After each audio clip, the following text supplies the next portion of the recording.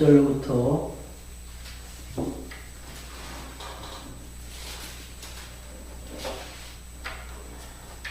4절까지 보겠습니다. 그런즉 유대인의 나옴이 무엇이며 할례의 유익이 무엇이며 범사에 많으니 첫째는 저희가 하나님의 말씀을 맡았음이니라. 어떤 자들이 믿지 아니하였으면 어찌하리요. 그 믿지 아니함이 하나님의 믿으심을 해하겠느냐. 그럴 수 없느니라. 사람은 다 거짓되되 오직 하나님은 참되시다 할지어다. 주께서 주의 말씀에 의롭다함을 얻으시고 판단 받으실 때에 이기려 하심이라 함과 같으니라. 아멘.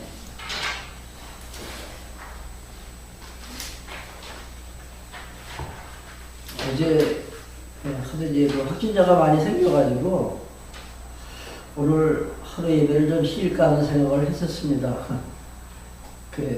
집사람한테 이야기 되니까 마스크 쓰고 하면 괜찮은데 뭐 예배 드리자고. 그래서 용기를 얻었어요, 제가. 사실 교회에서 예배 드리다가 환자가 생기면 그러지 않아도 사회에서 교회를 많이 지탄하고 있는데 독이 되지 못할 것 같은 생각이 들어가지고 좀 염려를 했었는데 하나님께서 또 인도하셔서 이렇게 또 이 자리에 섰습니다. 어떻게 생각하면 우리 지금 전해지고 있는 이 말씀이 정말로 우리의 영혼을 다시 풍성하게 우리의 생명을 살찌게 하는 귀한 말씀이기에 사실 쉴 수 없다는 생각을 했습니다. 지금 우리가 공부하고 있는 이 내용, 로마서 특히 전반부 1장 18절부터 시작해가지고 3장 20절까지는 사실 그렇게 만만한 그런 성경이 아니에요. 우리 지난 시간에도 살펴봤지만은 자칫 잘못 오해하면 우리 신앙생활에 걸림돌이 되고 오히려 신앙에 부담을 줄 수 있는 그런 내용들이 많이 있습니다. 그래서 이 3장 20절까지에서는 한 가지 주의할 것이 지난번에도 말씀드렸지만은 이게 우리가 이렇게 행하라 그래야만이 너희들 구원받는다 라는 말씀이 아니라 그랬죠. 우리 불의한 인간들의 모습이 아주 적나라하게 묘사된 부분이 바로 이 3장 20절까지 말씀이다. 그런 말씀을 드렸습니다. 사실 지금도 많은 성도님들이 예수 안에서 자유함을 얻기보다는 이 율법적인 문제가 잘 해결되지 않아가지고 많은 어려움을 겪고 있습니다. 신앙생활에 혼선을 겪고 있다는 얘기죠. 그래서 이 율법에 대해서 전 시간에 전도사님께서 이제 아주 상세히 잘 말씀을 해주셨는데 그 율법에 대한 그 이해를 시대별로 간단히 한번 말씀을 드려볼게요. 그 예수님 당시 그 시대하고 그리고 4세기 그리고 이제 그 로마 카톨릭의 중세 시대 그리고 16세기 종교 개혁이 일어난 그 이후에 이 율법에 대해서 어떻게 생각을 하고 있었는지 또 지금 현재를 살고 있는 우리들 오늘 현재 교회에서는 율법에 대해서 어떠한 관점을 갖고 있는지 간단히 한번 말씀을 드려볼게요. 사실 율법이란 무엇인지 한번 강의를 좀 하고 싶었는데 전도사님이 뭐 오늘하고 다음 시간 또 계속 이어서 해주시니까는 제가 좀 안 해도 될 것 같아요. 그래가지고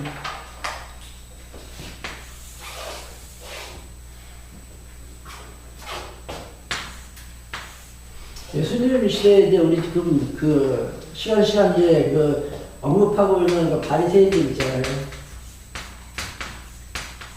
이들이 이제 율법주의자들입니다.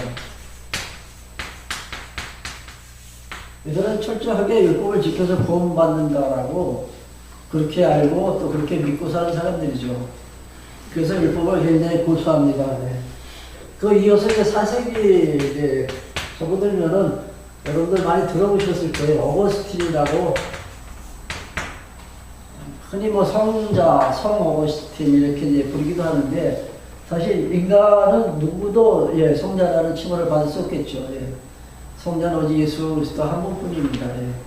근데 이때는 율법에 대해서 어떤 생각을 했냐면은 사실 이 어거스틴은 그 지금 현재 그 우리 프로테스탄트라 그랬죠. 우리 기독교하고 또 그 로마 카톨릭의 어떤 신학의 초석, 그러니까 신학을 만드는데 디딤돌을 예, 만든 그런 그 학자입니다. 신학자입니다. 그러니까 신학의 초석을 만든 사람이죠. 근데 어거스틴이 율법을 굉장히 규범적으로 이렇게 해석을 했어요. 그러니까 물론 어거스틴은 예정론자였죠. 하나님의 예정과 하나님의 영광을 갖다가 찬양하면서도 이 율법관에 대해서는 잘못 오해를 하고 있다는 얘기입니다. 그리고 또한 그 율법을 보면서 저 사람이 택한 택자인지 아닌지를 갖다 이렇게 구분했어요. 이 어거스틴이. 그러니까 율법적인 행위를 보면서 그러니까 삶의 어떤 모습을 보면서 저 사람은 택자구나 아니구나 이걸 갖다가 나름대로 이제 판단을 했다는 얘기죠. 이것도 잘못된 거잖아요. 그렇죠? 이 정말로 유명한 이 학자인데 신학자인데 그리고 이제 그 이후에 중세시대에 넘어갑니다. 중세시대가 이제 이 4세기 이후에서부터 한 1000년 동안을 우리가 이제 중세시대가 그러죠. 로마 카톨릭이 이제 그 완전히 그 성경을 갖다 왜곡시켜가지고 구원관도 잘못됐고 교회관도 잘못됐죠. 그러니까 완전히 성경을 갖다 잘못 가르친 시대입니다. 이 중세 시대는 이제 상선모라.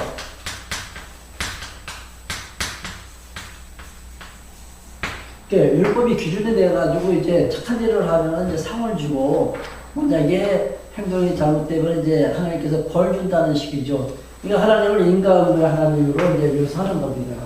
이게 그러면서 이제 그 중세시대적 그 교황은 우리가 잘 알고 있다시피 3권을 장악하고 있는 사람이에요. 그러니까 입법, 행정, 사법권을 갖다 다 장악하고서 그 교황이 율법을 가지고서 그 재판을 합니다. 그냥 무서운 시대예요. 그리고 이제 넘어가서 이제 16세기에 이제 종교개혁이 일어났죠. 루테에서 이제 종교개혁을 이제 하죠.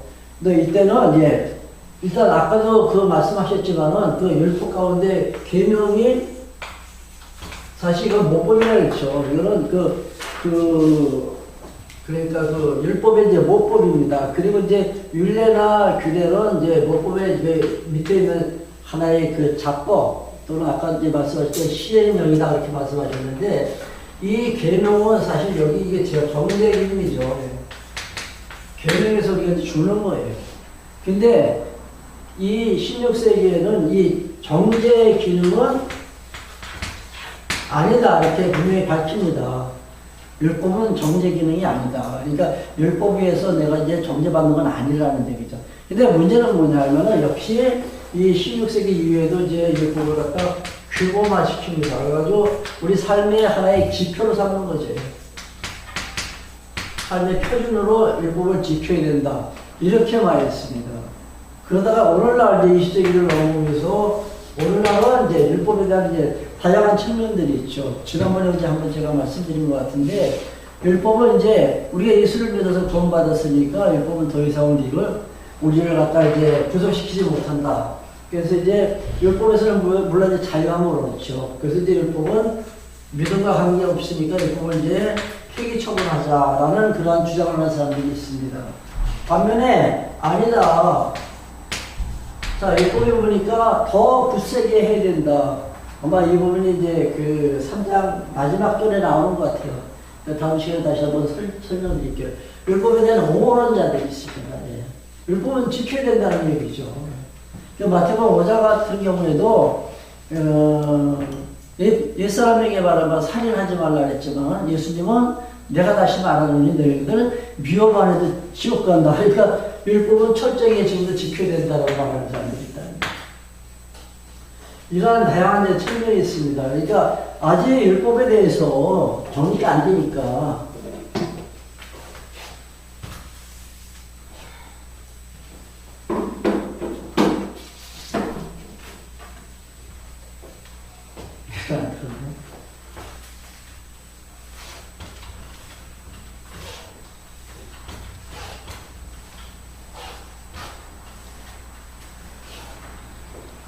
그래서 이제 율법 폐기론자들과 율법 옹호론자들, 그들 사이에서 그 갈등을 이제 그나마 그래도 해소시키기 위해서 지금 그 궁여지책으로 이제 그 만드는 게 뭐냐 하면은 이제 그 믿음으로 구원받고, 그러나 우리가 이제 상급을 얻기 위해서, 우리가 하나님 나라 가면 하나님께서 얘기하신 그 상급이 다 있잖아요. 이 상급을 얻기 위해서는 이제 율법 가운데서도, 그러니까 계명을 좀더 지켜야 된다. 그렇게 주장하는 것이 아마 가장 그 지배적인 그런 교례 같아요. 현대 신학에서 우리가 그거는 믿음으로 받지만 그래도 상급을 얻기 위해서는 계명, 이게 사실 도덕법이라고도 하는데 계명은 지켜야 된다고 이렇게 말하고 있다는 얘기죠. 물론 아니잖아요. 그러니까 구원도 믿음으로, 이 상급도 이 믿음의 행위겠죠. 그렇죠? 율법의 행위가 아니라 믿음의 행위로 우리가 사는 거예요. 이게 신앙생활이라는 얘기죠. 사실 오늘도 이제 또 말씀을 다시 한번 반복하겠지만은, 그 말씀을 보다 보면은 아주 정말로 내가 율법을 지켜야 되는지 아니면 안 지켜도 되는지 너무 혼란스러워요. 지난번에 그 2장 6절에 뭐라고 그랬습니까? 2장 6절에 보면 그 행한 대로 보응을 받는다, 그런 말씀이 기억나죠? 그렇죠? 그 2장 13절에 뭐라고 그랬어요? 율법을 듣는 자가 의인이 아니라 율법을 행하는 자가 의인이다. 사실 우리가 율법을 행해서 구원받을 수 없는데도 이런 말씀을 한다는 얘기죠. 그러니까 그런 기절을 딱 뽑아가지고 율법은 지켜야 된다라고 하면 사실 어떻게 보면 할 말 없죠. 그래서 우리가 분명하게 정리하지 않으면 우리가 앞으로 살아갈 동안 아마 젊은 사람들은 앞으로 100년 이상을 더 살 텐데 100년 동안 신앙생활을 하면서 항상 마음에 뭔가 그냥 걸리는 것이 있는 거죠. 그러니까 편치 않다는 얘기예요. 심령이 평안해야 될 텐데 그거 예수 안에서 자양을 만끽하면서 살아야 되는데 살면서 항상 그냥 얼굴은 찌푸리면서 사는 거죠. 저는 그 신앙생활 열심히 하시는 분들, 새벽서부터 기도를 시작해가지고 정말로 주일 같은 때는 하루 종일 교회에서 이제 봉사하는 그런 분들. 제가 처음에는 그렇게 신앙생활을 했으니까 제가 그 신앙을 잘 알죠. 근데 그렇게 살 때 정말로 얼굴에 확 이렇게 미소를 짓는 삶이 얼마나 좋겠어요. 오히려 그런 분들을 보면은 인상에서 찌그러져 있어요. 웃음이 없다. 왜? 율법에 항상 매여 있기 때문에 그래요. 이 문제가 해결이 안 됐기 때문에. 제가 이제 처음 만나는 사람들한테 가장 듣고 싶어 하는 이야기가 저의 인상에 대해서, 목사님은 뭐, 인상이 뭐 어떻다, 뭐 등등 해가지고 듣고 싶은 이야기가 있어요. 그래가지고 그런 얘기를 몇 사람한테 들었습니다. 예. 아주 처음 만나는 사람이 그 첫 대면에서 저한테 그러더라고요. 굉장히 평안해 보이시네요. 그런 얘기를 사실 음식점에 가서도 제가 한 2번 들은 것 같아요. 비록 운동하다가도 또 한 번 들은 것 같고, 목사님들의 모임에 갔는데 어느 목사님이 그 말씀을 또 하시더라고요. 그때 얼마나 저는 사실 기뻤는지 몰라요. 왜 그럴까요? 예수 안에서 자유함을 누리면서 산다는 것이 표정에 나타나니까. 그러니까 신앙생활 하면서 스트레스 받는 것은 이건 절대 신앙이 아니다. 저는 불신앙이라고 했잖아요. 그렇죠? 어떠한 여건 속에서든지, 어떤 환경 가운데 있든지 스트레스는 안 된다는 거죠. 그러니까 율법에 대해서 우리가 확실하게 정리합시다. 이제 3장 넘어가면은 이제 하나님의 한 의가 나타나서 이렇게 나오잖아요. 그렇죠? 율법으로 하나님께서 죽이셨다가 다시 살려주시는 거예요. 자, 1장 이제 18절부터 어떤 내용이 나왔죠? 그 인간들이 하나님을 그 하나님의 보좌에서 이렇게 싹 밀어넣죠. 밀고 그 자리에 누가 앉아요? 인간들이 앉는 거죠. 보좌에서 하나님을 밀어내고 인간이 그 자리에 앉아가지고 자기가 이제 주인이 되는 거예요. 그러니까 주권의식을 갖고서 스스로 자기 기준으로 판단하죠. 이게 인간의 선입니다.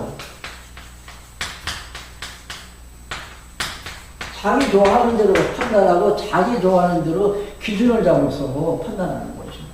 그래서 하나님께 영광을 돌리지도 못하고 하나님께 감사치도 못하고 그리고 거짓 것을 오히려 진리로 둔갑시켜가면서 피조물을 조물주보다 더 섬긴다 하죠. 이게 바로 우상입니다. 우상숭배. 그래서 성경에는 이제 탐심이 곧 우상입니다. 그렇죠? 네. 그러니까 욕심에서부터 이제 인간은 이제 출발하는 거죠. 그러니까 하나님께서 만드신 이 피조 세계에 절대적인 가치를 부여하고 그것을 섬기면서 살아요. 그게 뭡니까? 바로 돈이고 부와 명예고 권력이겠죠. 이걸 위해서 몸부림치면서 사는 것이 타락한 인간의 본성입니다. 그때 이제 마음이 얻어지니까 하나님께서 어떻게 하셨다 그랬어요? 시궁창에다 그냥 내던져버리셨다 그랬죠. 이게 하나님께서라는 거 꼭 잊지 마세요. 하나님께서 그냥 내버리신 거예요. 그러자 인간들은 마음의 정욕대로 살게 됩니다. 그리고 또 부끄러운 욕심 가운데 빠져버리고, 그러니까 인간이 부끄러운 욕심이 뭐라 했습니까? 남자가 남자를, 여자가 여자를 좋아하는. 그러니까 순리대로 살아야 될 그 인간이 순리를 영리로 바꿔가지고 하나님의 창조 질서를 갖다 파괴시켜놔요. 그리고 또 상실한 마음대로 하나님께서 내버려 두사 인간들은 어떤 생각을 합니까? 사악한 생각을 합니다. 사악한 생각과 사악한 행동을 하는데 그게 우리 공부할 1장 마지막 부분에 쭉 나오잖아요. 불의한 인간들의 그 마음의 상태와 그 행동하는 모습들이 그렇죠? 불의, 추악, 탐욕, 시기 이렇게 쭉 나왔잖아요. 그렇죠? 그럼에도 불구하고 인간들은 자기만 그렇게 하는 것이 아니라 다른 사람들이 그렇게 하는 것을 같이 즐긴다 했습니다. 같이. 그러자 하나님께서 이제 심판하십니다. 심판의 대상은 모든 인간들입니다. 쉽게 해가지고 모든 인간들. 그 심판의 기준은 바로 율법이에요. 율법. 율법을 받은 유대인들은 율법으로 정죄를 받는 것이고 그 다음에 그 율법을 받지 못한 일반인들은 무엇으로? 양심이 율법에 대해서 그를 정죄한다 했습니다. 근데 유대인들은 우리는 할례를 받았는데요. 따지죠. 할례 받았으니까 하나님의 선민이라는 얘기죠. 그러나 하나님께서 뭐라고 말씀하셨습니까? 할례를 받았다 하지만 율법을 지키지 못한다면은 할례 받지 못하고 율법을 지키는 무할례자보다 너희들이 나기 보자. 할례는 어디에 받아야 돼요? 마음의 할지니. 할례는 인체의 그 일부분을 갖다 이렇게 찢는 거잖아요. 그렇죠? 그러니까 표피에다가 찢지 말고 마음을 찢으라는 얘기예요. 마음을. 할례를 받으려는. 그래서 이 율법을 지키지 못하는 것이 바로 심판의 대상, 기준이야. 심판의 기준입니다.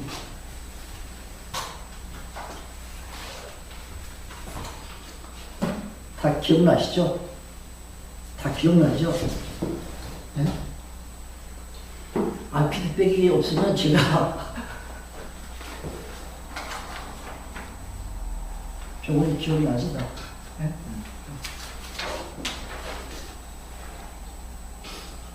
하나만 우리 좀 다시 한번 복습할게요.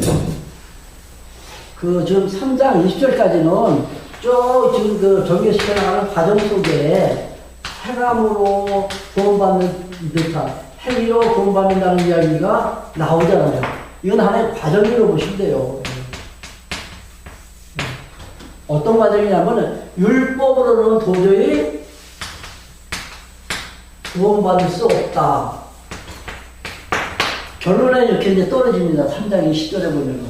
그러니까, 행한 대로 복을 받는다든가, 아니면 율법은 행해야만이 의인이 된다. 이런 말씀을 하는 과정을 속에서 하는 말이에요. 어떤 그 문법을 썼습니까? 반어법이라 그랬잖아요. 그렇죠? 이 반어법은 너는 율법으로 도저히 구원받을 수 없어. 만약에 율법으로 받고 싶다면 이 얘기예요. 너 율법으로 구원받고 싶다면 한번 지켜봐. 그 얘기입니다. 근데 이걸 잘못 보면은 율법을 지키면 구원받는다는 것 같이 그렇게 들린다는 얘기죠. 그게 아니라 도저히 율법으로서 구원받을 수 없으니까 한 번 더 구원받고자, 율법을 통해서 구원받고자 한다면 한번 지켜보라는 얘기죠. 근데 율법은 지킬 수 있는 율법을 주셨다 그랬어요? 지킬 수 없는 율법을 주셨다 그랬어요? 인간으로서는 지킬 수 없는 율법을 하나님께서 지키라고 하신 거예요. 지킬 수 없는 율법. 왜? 하나님 이상하신 분 아니에요? 지킬 수 없는 율법을 왜 지키라고 하세요? 아마 오늘 그것도 마지막 부분에 아마 결론에서 아마 떠질 거예요. 왜 지킬 수 없는 율법을 하나님께서 지키라고 명하셨는가?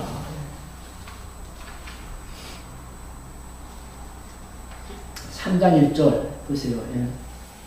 그런즉 유대인의 나음이 무엇이며 할례의 유익이 무엇이냐. 자, 지금 유대 백성들이 뭐라 했습니까? 우리는 그래도 할례 받았는데요. 왜 우리가 심판의 대상입니까? 이렇게 따지니까 그래도 너희들도 다 심판의 대상이다 이렇게 얘기를 했잖아요.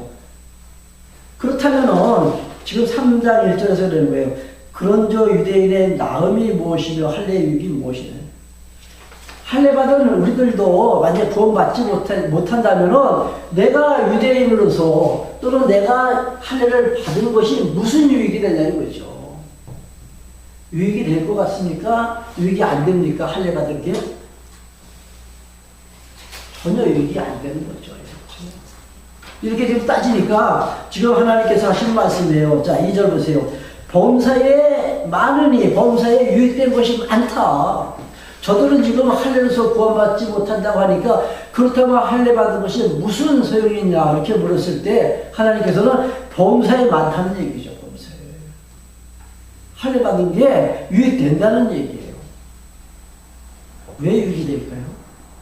할례를 통해서 구원을 못 받는데 무슨 유익이 되냐 이거죠. 할례가 아까 율법이라 했죠. 율법은 뭐예요? 그리스도에게로 나를 안내하는 몽학선생이라 했잖아요. 그렇죠? 안내자, 길잡이. 이게 율법이에요. 그러니까 너희들이 율법을 받았다는 그 자체가 너희들은 예수를 만날 수 있는 하나의 뭡니까? 그 뭐라죠? 홈그라운드라고 하네요. 홈그라운드에 너희들은 이점을 지금 가지고 있다는 얘기죠. 이방인들은 율법을 안 주셨잖아요. 근데 율법의 그 정신은 뭡니까? 예수를 찾아가라는 거예요. 율법의 정신은. 근데 이미 너희들은 이와 같은 이점이 있는데 왜 유익이 없냐는 거죠. 이 2절 말씀이 그겁니다. 3절 보세요. 자, 어떤 자들이 믿지 아니하였으면 어찌하리요? 그 믿지 아니하임이 하나님의 미쁘심을 폐하겠느냐. 누가 지금 믿지 않았다면은 그럼 하나님께서는 미쁘심을 폐하겠느냐. 이게 미쁘심이라는 것은 뭐예요? 하나님의 참입니다. 참되심. 저 하나님의 선이죠. 하나님의 좋아하심. 여기에 흠결이 생기는 게 아니냐 이거죠. 누군가 지금 믿고 구원을 받아야 되는데 만약에 믿지 않아서 구원을 못 받았다면 하나님의 미쁘심에 지금 오점이 생기지 않습니까? 이런 얘기예요. 어떻게 생각이 되십니까? 만약에 누군가가 구원을 못 받았어요. 그렇다면 하나님 당신은 참되신 분이 아니다. 그런 얘기입니다.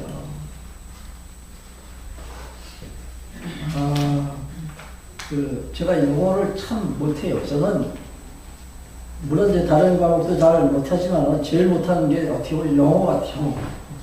일단 암기력이 없으니까. 그 영어에 그 가정법 가운데 전혀 그러니까 가능치 않은 그 불가능한 것을 갖다 가정할 때 그 if 조건절 있잖아요. 네?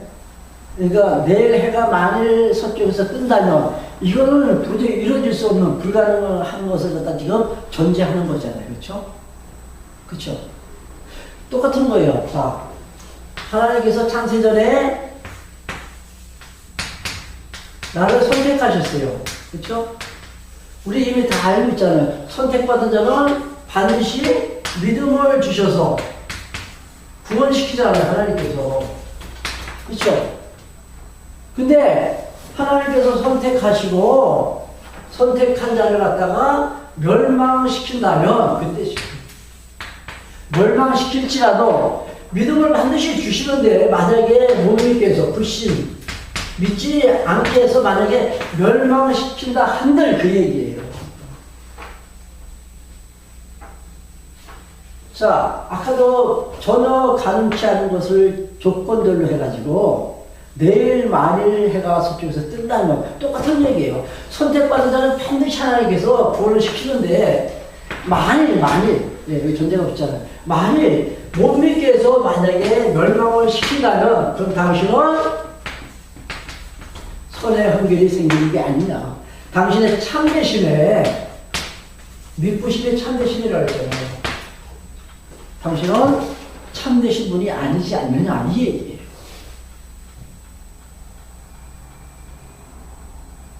어떻게 생각이 드십니까? 참되심에 문제가 생기나요? 어떻게 생각해요?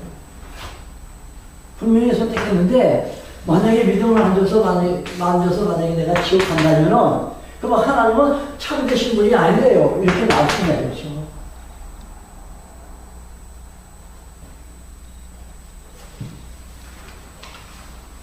참 로마서가 참 제가 봐도 아리송한 데가 참 많아요. 하나님의 선은 절대선입니다. 어떤 상황에 따라서 하나님께서 이 선이 바뀌고 이렇게 바뀌는 게 아니라는 얘기죠. 인간들은 상대적인 선이잖아요. 그렇죠? 환경에 따라서 이건 좋고 이건 나쁘다 하는 거죠.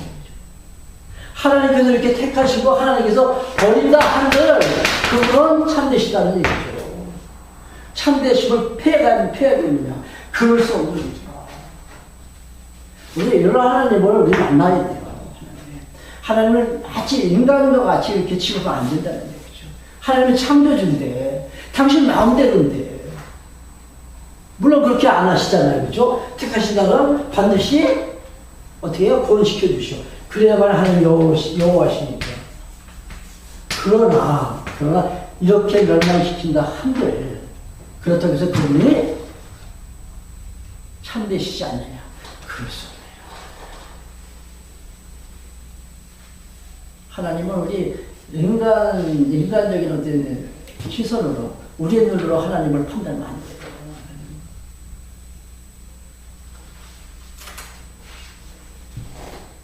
3절 다시 보겠습니다. 어떤 자들이 믿지 아니하였으면 어찌하리요. 그 믿지 아니함이 하나님의 믿으심을 폐하겠느냐. 그럴 수 없느니라. 그럴 수 없느니라. 그러면서 사람은 다 거짓되 되어지 하나님은 참되시다 할지니라. 하나님만이 참되시다는 얘기죠. 심판하시는 그 이유, 그 목적이 바로 당신의 무엇을 드러내시려고 나는 참되다. 나는 선이다.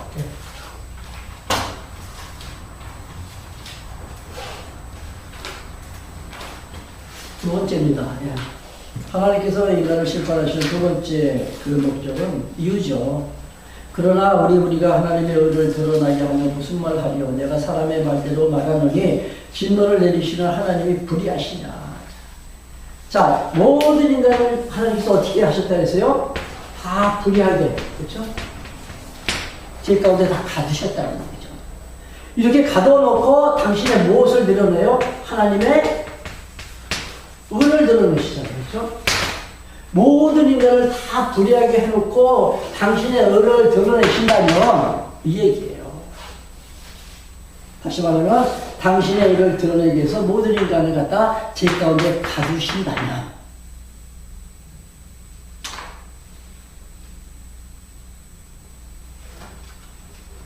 5절. 그러나 우리가 하나님의 의를 드러나게 하려 무슨 말을 하려 내가 사람의 말하는 대로 말하느니 진노를 내리시는 하나님 불의하나.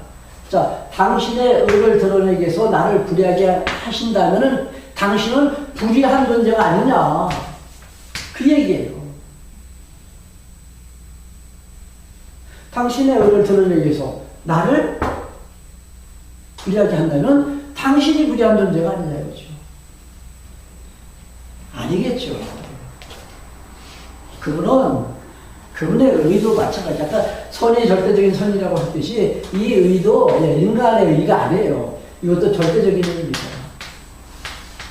하나님이 어떻게 하시든 당신 기뻐하시는 자 창세전 택하시고 당신 싫어하는 자 창세전 하나님께서 버리셨다 할지라도 그분은 그러십니다. 그 사람들은 따지잖아요. 왜 나를 버리셨습니까?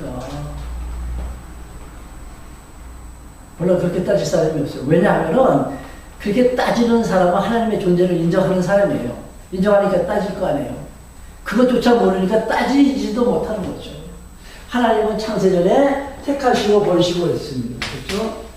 택하시고 또 버리죠. 이기되리다 지금. 당신이 좋아하는 자를 좋아하시는 자를 택하시고 당신이 싫어하시는 자를 하나님께서 버리셨다는 거예요. 이렇게 한들 하나님이 부자시잖아. 그 얘기예요. 심판하시는 그 목적이 당신의 참되심을 드러내시고 이렇게 부과시키려고. 하나님 참 이상하신 분이죠. 그렇죠?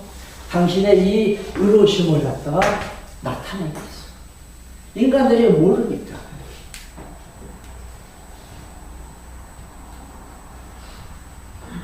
(6절입니다) 결코 그렇지 아니하니라. 그 오전에 마지막에 진노를 내리시는 하나님이 불의하시냐 6절 결코 그렇지 아니하니라. 만일 그렇다면 하나님께서 어찌 세상을 심판하세요? 하나님이 불의하신 존재라면 어떻게 감히 세상을 심판하냐 이거죠. 의로우시니까 세상을 심판하시겠죠. 그렇죠? 7절 그러나 나의 거짓말로 하나님의 참되심이 더 풍성하여 그의 영광이 되었으면 어찌 나도 죄인처럼 심판을 받을. 자, 이 7절 한번 여러분 한번 음미해 보세요. 7절.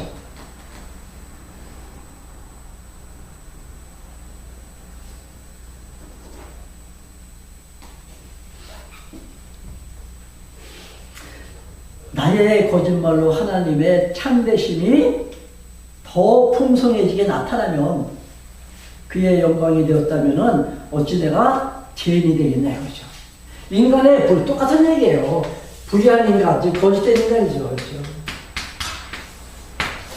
인간의 거짓됨으로 하나님의 참되심, 참이 드러난다면 내가 왜 죄인이냐 이거죠. 나 때문에 하나님께서 이렇게 영광을 받으시는데.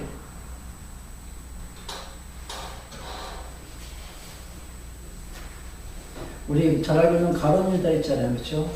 예수님이 십자가 지시고 돌아가실 때 아마 공로자라는 그 유대 그 반원들, 유대의 그 종교적인 지도자, 그리고 예수님의 제자 가운데 한 사람 가룟 유다. 예수를 갖다 팔잖아요. 그렇죠? 혁혁한 공을 세운 자예요. 예수님을 십자가에 못 박을 때. 그렇죠? 세운 자죠.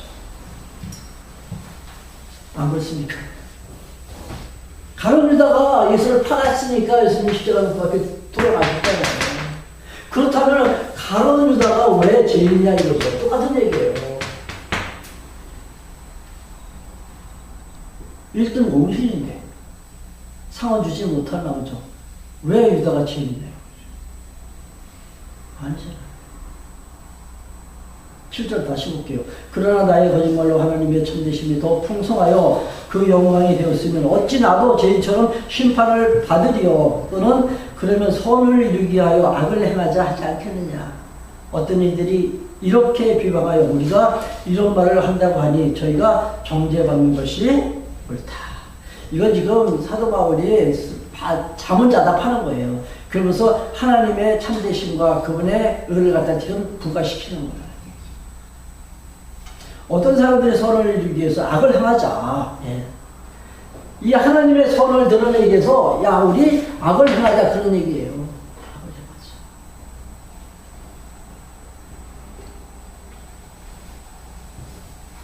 행하자. 9절입니다. 예. 그러면 어떠하뇨? 우리는 나으뇨? 결코 아니다. 유대인이나 헬라인이나 다 제 안에 있다고 우리가 이미 선언하였느니라. 모두가 다 제 가운데 지금 다 갇혀서 예.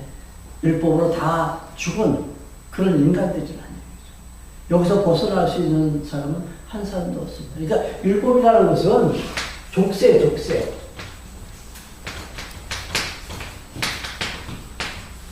그걸 도망가려고 하니까 나 죄인 아니다 하니까 율법으로 그냥 딱 채워놓는 거죠. 그러니까 율법 가운데 들어가면 다 죽을 수밖에 없습니다.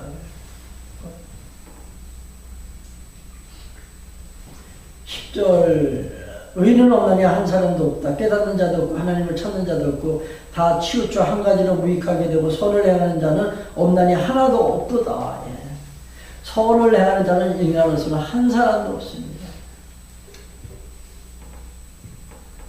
석가모니? 아니면 공자맹자? 아니면 소크라테스? 4대 성인이라고 하잖아요. 다 선을 향할 수 없다는 얘기죠. 하나님을 찾지도 않습니다. 모두가 다 불의한 악인이라. 불의하다는 얘기죠. 자, 19절. 예. 오늘 결론 내립시다. 19절. 우리가 알거니와 무릇 율법이 말하는 바는 율법 아래에 있는 자들에게 말하는 것이니 이는 모든 입을 막고 온 세상으로 하나님의 심판 아래에 있게 하느니라. 율법이 말하는 것은 뭐예요? 모든 사람들의 입을 잘난 척 못하게, 그렇죠? 그 도망가지 못하도록, 핑계치 못하도록. 이 18절 처음 우리가 공부할 때 했잖아요. 하나님께서 창조하신 그 피조 세계 안에 하나님의 신성과 하나님의 능력을 다 담아주셨는데도 저들이 불의하는 행동을 했다고 했잖아요. 그러니까 하나님께서 심판하실 때 핑계치 못하게 하시고 모든 사람들이 지금 입을 막기 위해서 율법을 갖다 지키라고 하셨습니다. 그렇죠? 지켜서 너희들 구원받으라고 율법을 지키라고 하신 것이 아니라 심판하실 때 핑계치 못하게 무릇 율법이 말하는 바는 율법 아래에 있는 자들에게 말하는 것이다. 이는 모든 입을 막고, 자, 율법 아래에 있는 자들에게 지금 하는 얘기예요. 만약에 이제 예수 안에 만약에 거하게 되면 율법이 더 이상 나를 갖다 통제 못하죠. 그렇죠? 즉, 율법 시대에는 율법이 나를 갖다가 이제 제 가운데 가두지만, 이제 예수 안에 들어가면은, 이제 예수 안에는 정죄함이 없다 그러잖아요. 즉 율법 아래에 있는 자들에게 말한다는 얘기죠. 이 모든 입을 막고 온 세상으로 하나님의 심판 안에 있게 하시려고. 자, 첫 번째는 아까 하나님의 참되심을 드러내시려고. 두 번째는 하나님의 의를 부각시키려고. 세 번째는 심판하시려고. 자, 20절. 그러므로 율법의 행위로 그 앞에 의롭다 하심을 얻을 육체가 없나니 율법으로는 뭐예요? 다만 죄를 깨달을 뿐이다. 이게 율법 기능 가운데 하나예요. 죄를 깨닫게 하시기 위해서 율법을 지키라고 한 거지 죄에서 구원시키기 위해서 율법을 지키라고 하신 것이 아니야. 그러니까 우리가 율법을 보면은 나는 예수 만나기 전에 이런 모습의 인간이었구나. 이거 깨닫게 하시려고 율법을 지키라고. 근데 그 율법을 자꾸만 사람들이 지켜서 구원받고 자니까. 또 율법에 대한 잘못된 오해 때문에 신앙생활을 하면서도 항상 얼굴이 피는 날이 없이. 항상 마음의 갈등 속에서, 신앙의 해이 속에서 살아간다. 율법에 대한 정리, 이제 다 됐죠? 그렇죠? 혹시 여기까지 이제 질문 있으면 질문하세요. 이제 다음 시간부터 이제 21장 넘어갔죠. 21절 넘어가요. 3장 21절. 자, 이제는 율법에 의해 하나님의 한 의가 나타났으니, 이제 새로운 장이 열립니다. 그렇죠.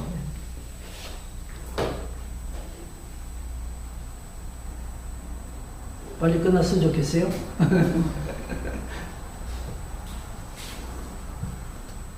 충분히 다 이제 소화가 됐죠. 다음 시간에 또 이제 전도사님 또 율법에 대해서 이제 또 더 자세히 설명해 주실 테니까, 예, 오늘 여기서 마칠게요. 기도합시다.